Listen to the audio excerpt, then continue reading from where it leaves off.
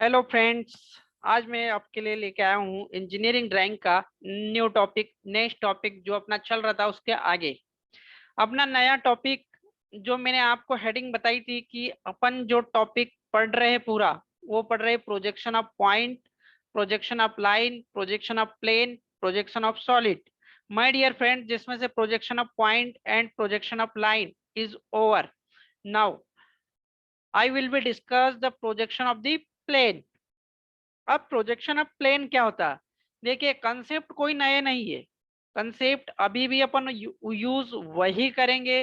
बस पहले अपन पॉइंट से लाइन पे आए थे, लाइन से आप जा रहे हैं प्लेन पे। जब लाइंस को जोड़ते तो डिफरेंट टाइप के प्लेन बनते हैं माय डियर फ्रेंड्स। प्लेन में क्या क्या हो सकता है? रेक्टेंगल हो सकता है, स्क्वायर हो सकता है, सर्कल हो सकता है, त्रिभुज हो सकता है, किसी भी टाइप का प्लेन हो सकता है, आपने देखा होगा। ओके। अब यहाँ पर जो प्रोजेक्शन ऑफ प्लेन में, इसमें यूजुअली आपसे पूछेगा क्या?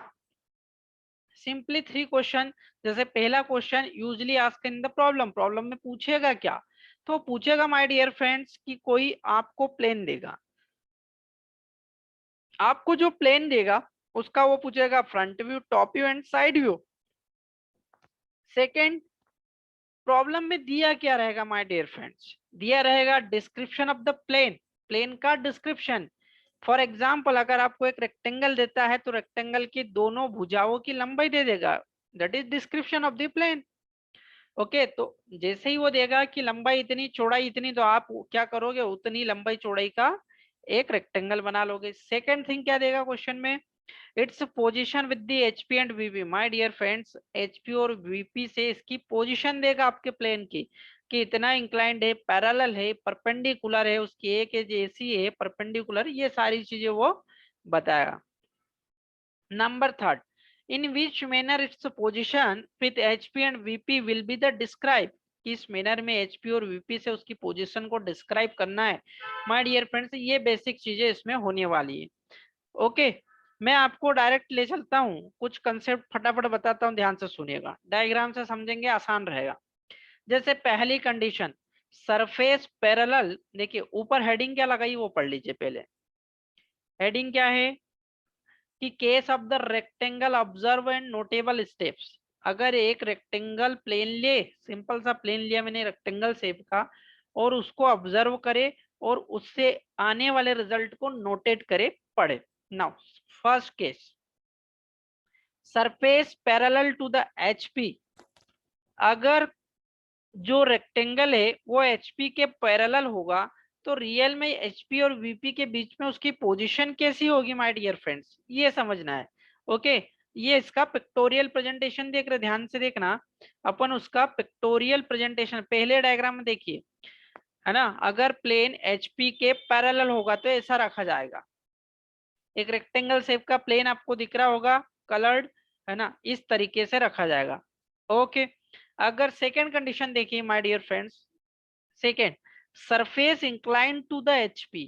अगर वो रेक्टेंगल प्लेन एचपी के इंक्लाइन होगा तो कैसा रखाओगे? इस तरीके से रखाएगा। देखिए, एक हॉरिजॉन्टल लाइन खींची एचपी के पैरेलल और उससे कुछ इंक्लाइन पोजीशन पे एक रेक्टेंगल शेप का प्लेन रख दिया है, ऐसा रखेंगे my dear friends. Number third condition, one small side, one small side. देखिए दो साइड होती है रेक्टेंगल में, एक बड़ी वाली और एक छोटी वाली। तो स्मॉल साइड की बात करा तो स्मॉल साइड की ही बात करनी। One small side incline to VP, एक स्मॉल साइड वीपी के इंक्लाइंड है, तो वो जो पोजीशन होगी प्लेन की वो कुछ इस तरीके से होगी। क्लियर है माय डियर फ्रेंड्स? अगर आपको पोजीशन और एनालिसिस करना आ गया ना कि प्लेन की साइड को कैसे रखना है प्लेन को, तो यूं समझिए कि आपका 50% कंसेप्ट क्लियर है, 50% तो आपको क्वेश्चन बन गया। अब इसके पिक्टोरियल पोजीशन, पिक्टोरियल जो व्यू बनेंगे वो कैसे बनेंगे और कहाँ बनेंगे वो देखिए। पहले डायग्राम को देखिए, इसका front view my dear friends, देखिए वीपी पर बनेगा और एक लाइन बनेगा। अगर ये पूरे तरीके से हॉरिजॉन्टल है तो क्या करोगे? इसको प्रेस करके देखो, किसी 3D चीज को दबा के देखो, ऐसा महसूस, ऐसा अज्यूम करो कि अगर उसको हम दबाएंगे तो वो एक लाइन ही दिखेगा ना, क्योंकि वो प्लेन है, कोई सॉलिड चीज तो है नहीं। तो उसका फ्रंट व्यू बन जाएगा, वीपी में जाके वो भी बनेगा माय डियर फ्रेंड्स एक लाइन। एक लाइन। लेकिन टॉप व्यू मतलब ऊपर से देखने जाओगे तो ऊपर से किसी, फॉर एग्जांपल एक मोबाइल ले लीजिए, मोबाइल रेक्टेंगल शेप का होता है। मोबाइल को अगर तुम एक साइड से देखोगे तो एक लाइन ही दिखेगा ना माय डियर फ्रेंड्स। ओके, लेकिन ऊपर से देखोगे तो एक रेक्टेंगल शेप पूरी नजर आएगी, तो वो बनेगी एचपी में। एचपी में बनेगी और वो सामने बन जाएगी ऐसा रेक्टेंगल शेप में। That is pictorial presentation. Okay, इसको बोलते हैं top view. Now second case को देखिए माय डियर फ्रेंड्स।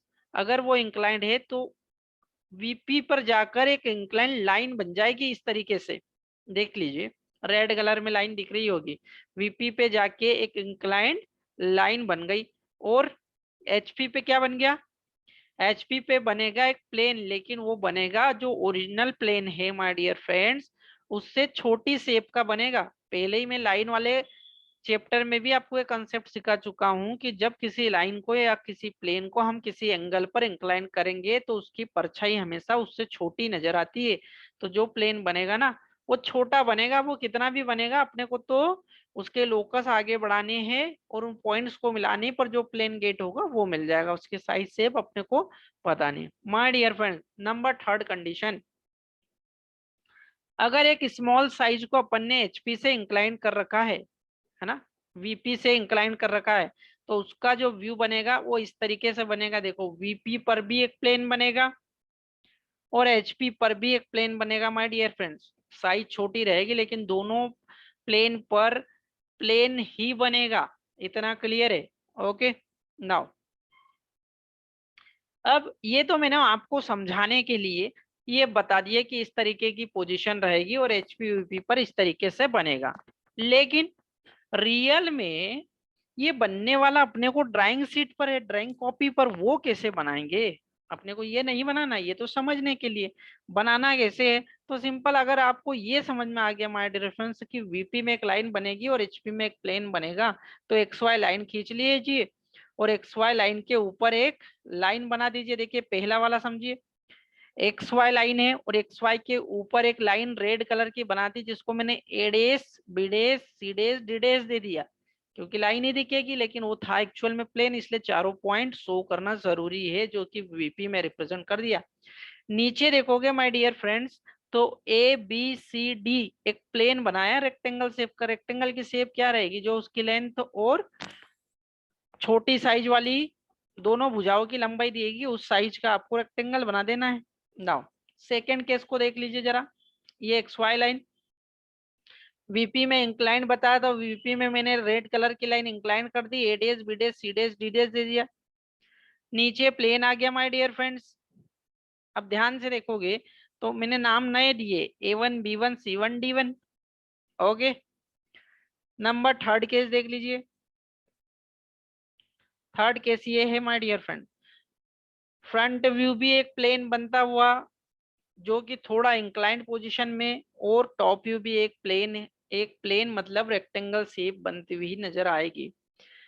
तो माय डियर फ्रेंड्स, किसी एक रेक्टेंगल प्लेन को कैसी पोजीशन पे रखने पर उसका फ्रंट व्यू टॉप व्यू कैसे मिलता है, उसका 2D डायग्राम कैसे मिलता है, उसका ऑर्थोग्राफिक प्रोजेक्शन कैसे मिलता है, वो मैंने आपको बताया। ओके। नाउ तीनों कंडीशन बताए माय डियर फ्रेंड्स। अब इसमें प्लेन आने वाले डिफरेंट डिफरेंट, रेक्टेंगल आने वाला है, स्क्वायर आने वाला है, पेंटागोन आने वाला है, हेक्सागोन आने वाला है, सर्कल हो सकता है। तो इन प्लेन्स को, अभी तो रेक्टेंगल लिया था, इनको ऐसे सारे प्लेन्स के कॉमन जो कंसेप्ट है वो मैं आपको 3 स्टेप में समझाने जा रहा हूँ कि 3 स्टेप में कैसे कैसे अपने को सॉल्व करना है। जैसे पहली स्टेप, पहले अपने को अज्यूम करना है suitable condition, draw the front view and top view for the initial position. My dear friends, जो क्वेश्चन में देगा कि वो इतना इंक्लाइंड है, इसके पैरेलल है, ऐसा है, उसके पहले अपने को एक कंडीशन अज्यूम करनी है कि शुरुआत में अपने को कैसे रखना है रेक्टेंगल को या स्क्वायर को। ठीक है। Number second condition, now consider the surface inclination and draw the second front view top view. अब यहाँ second front view top view से क्या मतलब है माय डियर फ्रेंड्स? ध्यान से सुनिएगा, मैं कंसेप्ट सिखा देता हूँ थोड़ा सा। मान लो आपको प्लेन को बोला पहले 30 डिग्री इंक्लाइन करो और फिर एक बार और 45 डिग्री इंक्लाइन करो, तो ऐसी कंडीशन में दो फ्रंट व्यू बन जाएंगे और दो टॉप व्यू बन जाएंगे, इसलिए सेकेंड फ्रंट व्यू भी यहाँ इंट्रोड्यूस हो जाता है। जब क्वेश्चन कराऊंगा आपको और क्लियर कर दूंगा। After this consider side as inclination and draw the third final front view top view. ध्यान से सुनना my dear friends, front view top view जो है यहाँ 3 बार आ सकता है। अगर 2 बार इंक्लाइन करने का बोलेगा तो 3 आ जाएंगे, और 1 बार इंक्लाइन करने का बोलेगा तो 2 आ जाएंगे। कैसे आएंगे वो क्वेश्चन में आपको क्लियर होगा, यहाँ मैं बता दूंगा तो भी आपको समझ में नहीं आएगा, है ना। इसके आगे की जो इसके आगे देखते जाइए, मैं क्वेश्चन कराऊंगा आपको तो आपको क्लियर हो जाएगा सारा कंसेप्ट। ओके नाउ, अब पहली स्टेप को थोड़ा सा डिटेल में देखिए। पहली स्टेप मैंने बोली कि assume a suitable condition. Okay, तो initial position means assuming, initial position में क्या करना पड़ेगा अपने को, सरफेस को पैरेलल टू एचपी एंड, या तो एचपी के पैरेलल रखना पड़ेगा या वीपी के। तो फर्स्ट पॉइंट क्या रहेगा, if in the problem surface is incline to the HP, assume it the parallel to the HP, है ना।